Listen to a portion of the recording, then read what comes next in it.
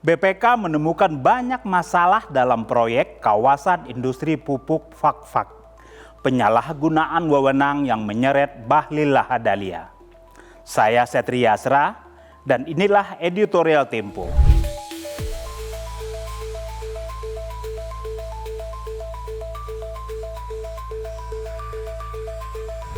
Proyek strategis nasional bisa menjadi salah satu warisan terburuk pembangunan ekonomi pemerintahan Joko Widodo dan Prabowo Subianto.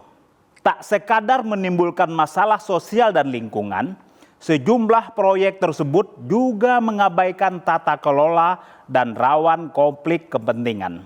Kawasan industri pupuk Fak-Fak, Papua Barat adalah salah satu proyek strategis nasional yang bermasalah itu.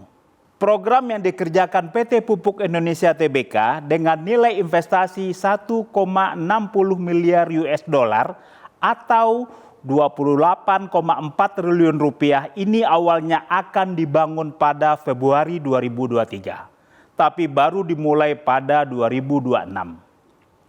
Jokowi telah meletakkan batu pertama pada November 2023. Pekerjaan itu digadang-gadang bakal memberi manfaat besar karena bisa memasok kebutuhan pupuk untuk proyek lumbung pangan atau food estate di Merauke, Papua Selatan. Namun kenyataannya inisiatif tersebut mengandung borok besar karena kesalahan dalam perencanaan. Semula PT Pupuk Indonesia akan mendirikan kawasan industri tersebut di Kabupaten Teluk Bintuni, Papua Barat. Namun rencana ini berantakan karena Bahlil Lahadalia yang saat itu menjadi Menteri Investasi, Kepala Badan Koordinasi Penanaman Modal memaksa proyek tersebut dipindah ke Kabupaten Fak-Fak, kampung halamannya. Keputusan pemindahan proyek ini bertentangan dengan hasil studi kelayakan yang dibuat Deloitte, konsultan independen manajemen risiko yang direkrut PT Pupuk Indonesia. Menurut kajian lembaga itu, keputusan menggeser lokasi pabrik akan menimbulkan banyak masalah, seperti pembengkakan biaya dan potensi kegagalan proyek. Cawe-cawe Bahlil itu janggal dan menabrak aturan. Sejatinya, dia tidak berwenang memerintahkan PT Pupuk Indonesia memindahkan proyek.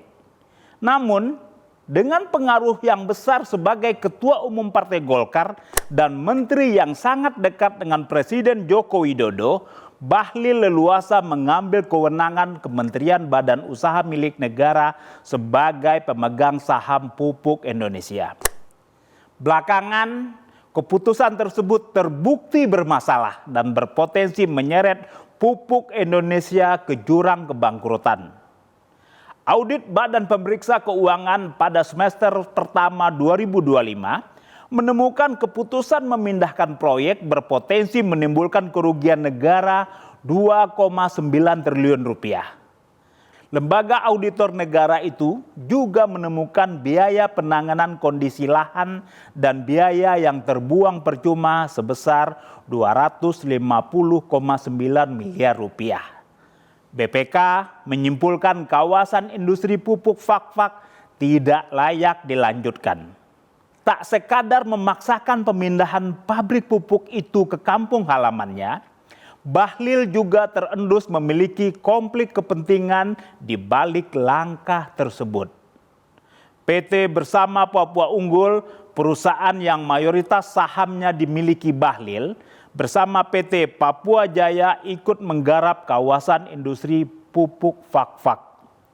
Walhasil, sebagai pejabat negara, Bahlil menabrak segala lini aturan perundang-undangan.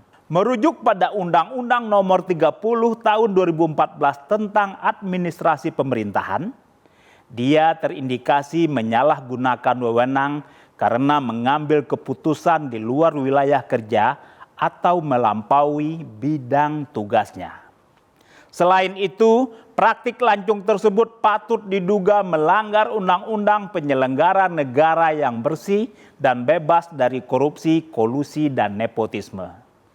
Bukan sekali ini saja Bahlil terendus dugaan menyalahgunakan wewenang. Saat ditunjuk Jokowi menjadi Ketua Satgas Percepatan Investasi, dia mendapat kewenangan mencabut izin tambang yang tidak beroperasi dan kemudian menghidupkannya kembali.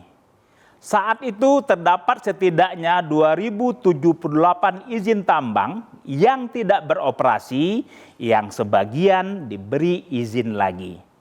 Investigasi Tempo menemukan tutup buka izin tersebut tidak gratis. Sebab ada permintaan uang dan saham kepada perusahaan yang ingin beroperasi kembali. Namun kuatnya posisi politik Bahlil membuat aparat penegak hukum letoy.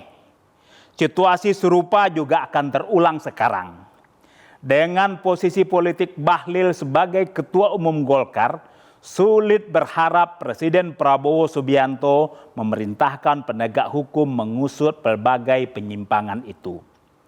Sesumbar akan menegakkan pemerintahan yang taat hukum, pidato Prabowo kembali menjadi omon-omon. Praktik berulang yang terus mempermalukan pemerintahannya. Simak editorial dan liputan selengkapnya hanya di tempo.co.